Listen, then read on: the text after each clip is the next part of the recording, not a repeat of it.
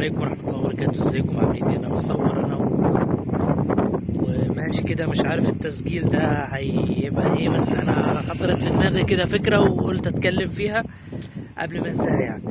النهارده انا هكلمك في موضوع بجد يمكن انا اتكلمت فيه قبل كده، لا بس معلش، بس اتكلمت فيه قبل كده، بس النهارده هكلمك فيه وهقول لك خلي بالك من نفسك.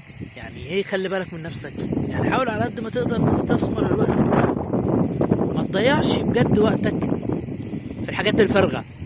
ما تضيعش وقتك بالذات تحديدا في حوار السوشيال ميديا والنت وتشغل دماغك بفلان وتشغل دماغك بفلانة. هتتأخر كتير يعني. في حاجات كتيرة انت المفروض تعملها. يعني الحاجة التانية انت لازم تعرف قيمة نفسك، لازم تعرف قيمة قدراتك، لازم تعرف قيمة الحاجات اللي حلوة اللي فيك. بلاش تحاول على قد ما تقدر ترضي الناس على حساب نفسك. يمكن الحاجة دي بجد صعبة جدا ان انت ترضي الناس على حساب نفسك. طب ازاي يرضي الناس على حساب نفسك؟ اولا لازم تعرف ان احنا كلنا في الحياة، والله بجد مش عارف الصوت واصل ولا لا، كلنا في الحياة يا جماعة لتجربة واحدة.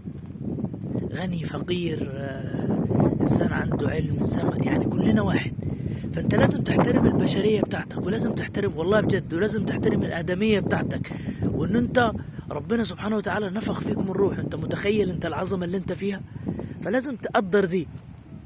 فلما تعرف قيمة نفسك والله العظيم لا يمكن تتضعضر قدام حد، ولا يمكن تتذلل حد.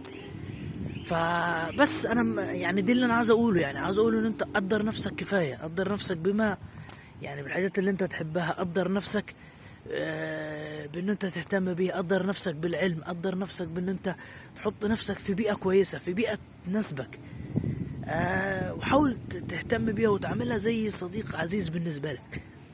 فبس حبيت بس اقول لكم الكلمتين دول، ويا رب بس الفيديو يطلع كويس ويعجبكم يعني، واشوفكم على خير، والسلام عليكم ورحمة الله وبركاته.